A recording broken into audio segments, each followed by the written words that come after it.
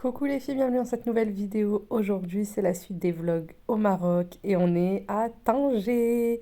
Hier, vous avez vu qu'on était à Archor avec les cascades, etc. Et puis là, on a pris la route donc ce matin pour aller à Tanger. Mon mari, c'est la première fois qu'il y allait. Maison du caviar. C'était magnifique. Donc, première chose qu'on a faite, c'est prendre un petit déj slash brunch slash déjeuner parce que c'était déjà, je crois, midi. Et déjà, ils ont bien été gentils de nous faire un petit déj. Normalement, c'était déjà l'heure du repas. Et on a pris des toasts, des viennoiseries, des jus de fruits, des chocolats chauds, etc. Et on a récupéré les clés du Airbnb. Donc, je vous fais un petit room tour. Alors déjà, quand on arrive, qu'on ouvre la porte, il y a une petite entrée et ça donne directement sur le salon. Donc c'est un très grand salon qui est très bien aménagé. Les canapés, qu'est-ce qu'ils étaient confortables. Vu comme ça, on dirait qu'ils sont très rigides, mais en réalité, ils étaient super, super confortables. Ensuite, il y a une grande table avec des chaises. Et j'ai remarqué dans tous les Airbnb et logements qu'on a pris au Maroc que par terre, ils mettaient souvent pas des tapis, mais des... Enfin, c'est des tapis, mais qui ressemblent à des grandes moquettes. Ça fait vraiment tout le salon. Ensuite, donc, il y a la cuisine. La porte ici, c'est la petite buanderie, voilà, avec la machine à laver. La cuisine, elle est toute simple, voilà, frigo, etc. Ensuite, de ce côté-là, on a la salle d'eau avec une grande douche. Et ce qui est bien, c'est qu'elle était surélevée un peu, donc l'eau ne sortait pas. Ça, c'est le problème un peu dans toutes les douches. Ensuite, il y avait une première chambre avec deux lits. Donc, c'est la chambre où ma fille a dormi. Le petit, je l'ai mis par terre à côté de nous. J'ai pris un matelas, j'ai mis par terre comme il se réveille déjà beaucoup de fois dans la nuit, donc voilà. Et puis la deuxième chambre, c'est la nôtre, la chambre des adultes. C'était très très joli. Franchement, je crois que le Airbnb a coûté 40 euros, 35 euros je crois, 40 euros la nuit. C'était 400 dirhams il me semble, hein. Et donc on était sur Tanger Centre, vraiment au centre-ville. Ensuite, donc on a posé nos affaires et on a pris la voiture direction la Médina. C'est super beau, encore une fois. Regardez la belle mosquée. Elle est immense, vraiment, elle était immense. L'architecture à Tanger, elle est vraiment différente du reste des villes qu'on a pu voir juste avant dans les vlogs. Là, ça fait vraiment très très européen, mais en même temps, regardez là, il y a toujours la Médina, la vieille ville, etc. Et donc là, mon mari a regardé il avait fait une sélection de restaurants, etc. Et on va direction un resto qui s'appelle le Macondo. Regardez par où on est passé. Il y avait un monsieur qui nous montrait le chemin parce qu'on connaissait absolument pas. Regardez comment, il y a à peine, on pouvait passer à un par un, c'était pas possible. C'est-à-dire qu'au retour, il y avait une personne qui arrivait en face, et ben on a dû faire demi-tour complètement. En vrai, c'est le jeune homme qui avait fait demi-tour pour nous laisser passer. Mais à deux, c'est pas possible. Enfin bon, on monte, on monte, on monte, c'est que des montées. Franchement, on s'est dit qu'on allait jamais y arriver. C'était super long. Là, je vous laisse un peu avec le son original, avec la musique et tout. Il y avait des chanteurs de rue.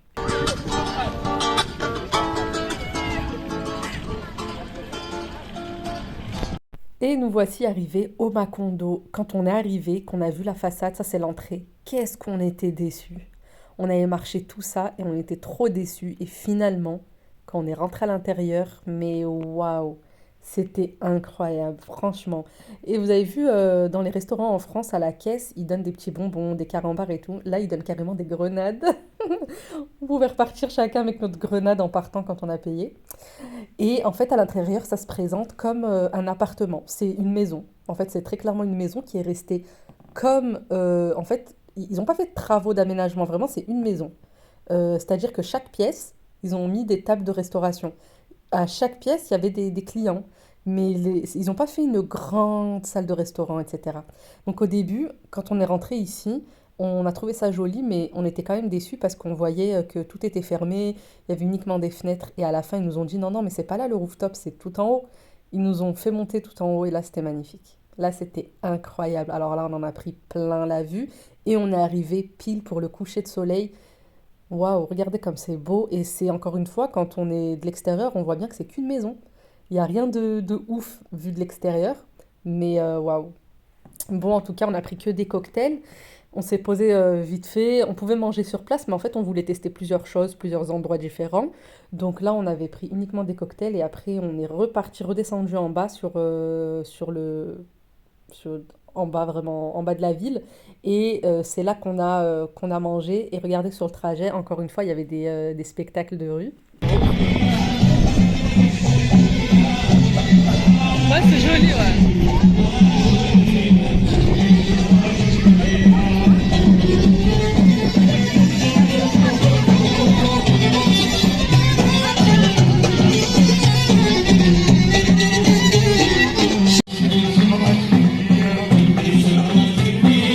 Alors là, carrément, c'était un mariage limite. Vraiment, il y avait des orchestres, Daqal Marrakechia et tout, vraiment des trucs de fou. Ensuite, on est descendu, les commerces étaient encore tous ouverts et mon mari s'est pris un sac en cuir chez le tanneur. Il y avait plein de pâtisseries, plein de boulangeries, etc. Et ensuite, sur la grande place, il y avait des conteurs. Eux, c'est ceux qui font, ils racontent des poèmes, ils lisent des histoires, etc. Écoutez. ثلاثة د الناس كيستناو الطوبيس الاخراني باش يسدوا من الطوفان. الاولي واحد صاحبو عمل فيه الخير شحال هادي. الثانية واحد المرأة كبيرة شيبانية ما كبير غير الله. مريضة باغية تمشي من الطبيب. والثالثة الحبيبة القلب ديالو اللي هذه سنين هو اللي يفتش عليها. المرأة د السنان اللي باغي يكمل معاها حياته اللي ضاعت له ودابا الجبرة. Donc là, il racontait des histoires et après, on a vu encore un autre groupe, c'était le Gnawa.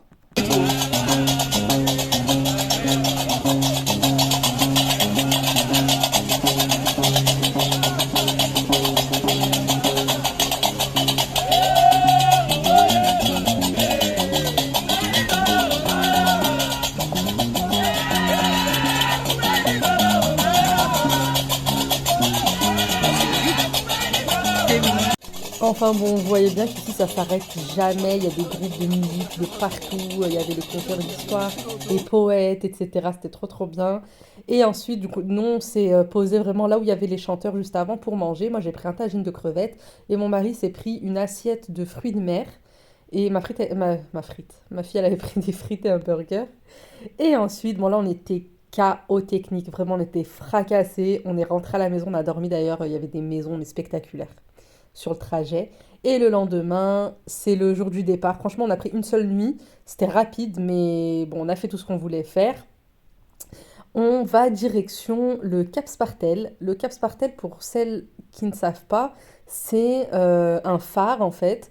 Et c'est celui qu'on trouve sur les billets de... C'est le dessin qu'on voit sur les billets de 200 dirhams au Maroc. Je vais vous montrer après, vous allez voir. Et en tout cas, sur le chemin, franchement, il y avait des hôtels de fous malades. Il y avait des villas de ouf. Franchement, ils ont rien à envier à la Côte d'Azur. Ils ont rien à envier à nos régions en France, du sud de la France, etc., où on voit de belles maisons. Parce que franchement, c'était aussi incroyable.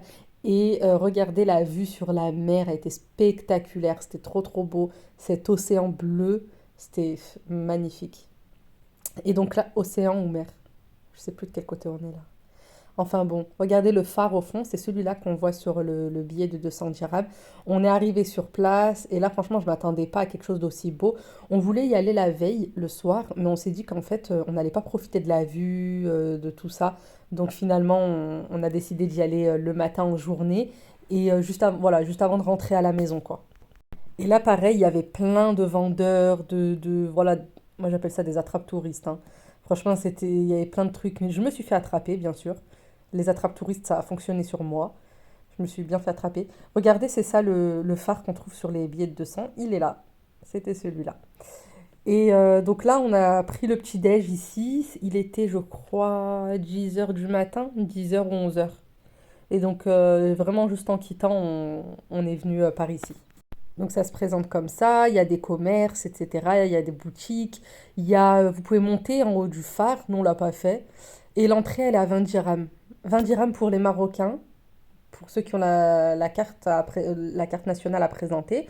Et il me semble que pour les autres c'était 50 dirhams.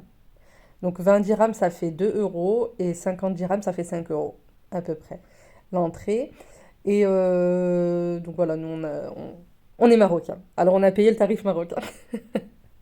Mon mari disait que il trouvait que c'était pas logique de faire payer les Marocains moins chers que le reste. Et du coup, j'ai dû lui faire comprendre que de toute façon, leur pouvoir d'achat, il était différent et qu'ils n'allaient pas s'amuser à faire la différence entre des Marocains du Maroc et des Marocains hors Maroc. Mais moi, je trouve ça normal qu'on fasse payer moins cher un service ou un produit parce que sur place, eux, c'est leur pouvoir d'achat, il est comme ça. Et ils vivent du tourisme. Donc, bon, la différence, elle était de 2-3 euros, donc c'était pas énorme. Et moi, je suis pas contre. Après, c'est bon, il y a un débat là-dessus, hein, mais moi, je suis pas contre du tout. Enfin bon, j'ai eu un croque-monsieur. Et juste pour revenir sur le sujet d'avant, si moi, on m'avait dit de payer 5 euros, j'aurais payé 5 euros. Et par exemple, si c'était 2 euros pour les personnes du Maroc et pas pour ceux de France, eh ben, ça m'aurait pas dérangé. Parce que je sais que eux, bah, on n'a pas le même pouvoir d'achat. Donc voilà. Enfin bon, vous avez vu ce qu'on a pris sur la table, je parlais en même temps. Et ensuite, on s'est promené dans les jardins du Cap Spartel. Les jardins sont magnifiques. C'est dommage qu'à ce moment-là, il y avait beaucoup de vent. Il y avait vraiment beaucoup de vent. Regardez en bas, c'est là une petite mosquée, une salle de prière. Et il y en a de partout, hein. N'importe où que vous allez au Maroc, il y a toujours des salles de prière. Des endroits vraiment faits exprès pour prier. Et voilà, donc il y a des beds, il y a des grands lits, etc. Donc je pense qu'ici, quand il fait vraiment chaud, ça doit être magnifique. Là, il faisait pas froid, mais il y avait beaucoup de vent. Donc c'était pas forcément agréable. Et donc voilà pour les images, c'était très très très très joli. Et encore une fois, voici le phare qu'il y a dans les billets de 200 dirhams. On a fini la visite et comme je vous ai dit, les attrape-touristes m'ont eu. J'ai acheté ce oud. C'est une petite guitare traditionnelle. Je sais pas si c'est marocain, il me semble pas. Si, c'est marocain, hein, mais dans beaucoup de pays du Moyen-Orient, du Maghreb, etc., ils utilisent le oud comme instrument de musique. C'est pas typique typique du Maroc. Ça, je sais que j'en vois un peu de partout. Et sur le trajet, on a vu plein de chameaux là, donc on a repris la route pour rentrer à la maison. On a vu plein de chameaux, qui soient en liberté ou avec leur maître, etc. C'était pas forcément des trucs touristiques, hein. C'était vraiment, on les voyait avec leurs affaires, les messieurs. Donc là, il y en avait certains comme ici où c'était pour les touristes. Il y en avait d'autres où pas du tout. Vraiment, ils partaient tous ensemble et tout. Donc voilà, regardez les maisons sur la route, c'était vraiment magnifique. Là, c'est la médiathèque Iqra, c'est la grande médiathèque de Tanger. Elle est super belle. Et nous voilà rentrés à la maison. Sur le trajet, on s'est arrêté à Tétouan avant d'arriver à Martil. On a fait un peu de shopping. On est allé voir un peu tout ce qu'il nous fallait parce que demain, on rentre en France. Ouais, c'était très très... j'allais dire c'était très rapide, mais en fait non, franchement, on a beaucoup profité. On a passé un mois au Maroc et franchement, on a bien bien visité le Maroc. Là, c'est le palais royal de Tétouan. Et ensuite, on s'est un peu perdu dans les rues de la vieille ville de Tétouan. C'était super. Il y avait enfin, franchement, tous les commerçants, plein de commerces différents. On pouvait trouver des légumes à côté du pain, à côté d'un vendeur de vêtements. Enfin, c'était trop, trop, trop bien. Et ensuite, on rentre à la maison. Je vous ai dit qu'on rentrait demain en France, mais non, en fait, on rentre après-demain. Il nous reste encore une journée. Et cette journée, c'est là maintenant ce que vous voyez. Donc là, c'est le lendemain de ce que vous avez vu à Tétouan. Et on a pris la route pour Ceuta. Ceuta, c'est une petite enclave espagnole au nord du Maroc. Juste à côté de Mdir Fnider, il y a Ceuta, c'est l'Espagne. Mais donc ça appartient à l'Espagne et c'est au Maroc. C'est sur le territoire du Maroc en Afrique. Donc c'est la deuxième fois que j'y vais. Et je me souviens que la première fois, ça m'avait... vraiment, j'avais vu la différence avec le Maroc. Mais cette fois-là, franchement, la toute première fois, c'était il y a plusieurs années, je m'étais sentie en Europe. Mais là, franchement, vous allez voir, vous allez me dire, mais avec mon mari, on s'est regardé, on a eu un bug. Vraiment, on a bugué. On s'est dit, mais waouh, on dirait qu'on est, je sais pas moi, en Colombie. C'était incroyable. Regardez-moi ça. Vraiment, s'il n'y avait pas les panneaux comme chez nous en France, les panneaux de priorité à droite, c'est des passages, etc., on se croirait en Colombie, au Brésil ou au Venezuela. On aurait dit l'Amérique du Sud. C'était incroyable. Autant les gens, il y a énormément de Marocains, mais j'ai l'impression qu'il n'y a que des Marocains. Et il n'y a que des Marocains qui parlent espagnol en fait. C'est trop bizarre. Donc, et comme les Sud-Américains, ils sont très typés, très, voilà, ils ressemblent un peu aux Maghrébins, et ben là, vraiment, on était choqués. On se regardait comme ça, on se disait, mais attends, mais on a atterri où? C'était incroyable. Il y a des mosquées avec l'Éden, vraiment, enfin, incroyable. Les favelas. Franchement, les favelas, on aurait dit les quartiers. La vérité, on est bien au Maroc. Franchement, ça, c'est l'Espagne, mais quand on traverse la frontière pour aller au Maroc, on se rend compte que, mon Dieu, qu'est-ce qu'ils sont bien au Maroc. Mais vraiment. Enfin bon, on a été à Mercadona, ça faisait très très très longtemps que je voulais aller dans ce magasin. J'ai fait des TikTok, je vous posterai sur TikTok les trouvailles que j'ai faites. Et c'est terminé, on rentre à la maison. Et là, on est encore une fois le lendemain. Et regardez-moi ça, le brouillard, mon Dieu. Là, on va direction Tanger-Med pour prendre le bateau et rentrer en France. C'est terminé. C'était super flippant. Il y avait du brouillard, mais de partout. Et c'est pas un brouillard, comment dire, il était pas. En fait, c'est habituel, c'était pas ponctuel. C'est vraiment tout le temps parce qu'il y avait des panneaux qui disaient brouillard, attention, brouillard dense. Il y avait plein de panneaux qui indiquaient le brouillard, mais juste à un endroit. Après, regardez comme c'est clair. C'est incroyable. Vraiment, il y avait juste un endroit. Et c'était du vrai brouillard, hein. C'est pas de la fumée, c'est pas des usines ou quoi. C'était vraiment du brouillard. On était vraiment dans la montagne, il n'y avait rien d'autre. Et à peine on traversait la montagne, regardez comment c'était tout clair. C'était incroyable. Là, il y a 2 kilomètres qui séparent des images précédentes. Et donc, on est arrivé au port. Et là, par contre, c'était très, très, très, très long parce on a pris notre retour le jour du Maoulid Nabawi. Et donc, ils ont un jour férié et il y a beaucoup de Marocains qui s'arrêtent en Espagne, en fait. Donc, ils vont à Barcelone ou Algeciras, etc. Donc, ils prennent le bateau ce jour-là. Et bon, après 4 heures d'attente à la douane, nous voici enfin dans le bateau. Et c'était cool ici parce qu'on avait beaucoup de wifi. Pendant très longtemps, la moitié du trajet, j'avais internet. Dehors, hein, parce que le bateau longeait les côtes d'Espagne et on a pu avoir internet pendant une bonne partie du trajet qui a duré 3 jours. Et donc là, c'est l'endroit des sièges. Vous savez, il y a ceux qui prennent uniquement le siège pour la traversée. Ça, c'était l'espace enfant. Et puis, il y a ceux qui prennent des cabines. Nous, on a pris une cabine avec les enfants. C'est l'idéal. Et voilà, donc c'est la fin de cette vidéo, de cette série de vidéos vlogs au Maroc. Et maintenant, on enchaîne sur les vlogs en France, hein. La vie continue. En tout cas, c'était vraiment, je crois, les meilleures vacances de ma vie au Maroc parce que j'ai vu beaucoup de choses. J'ai beaucoup profité. Je sais que mes enfants ont beaucoup profité aussi. C'était top. Donc je vous dis à bientôt pour une prochaine vidéo. Ciao!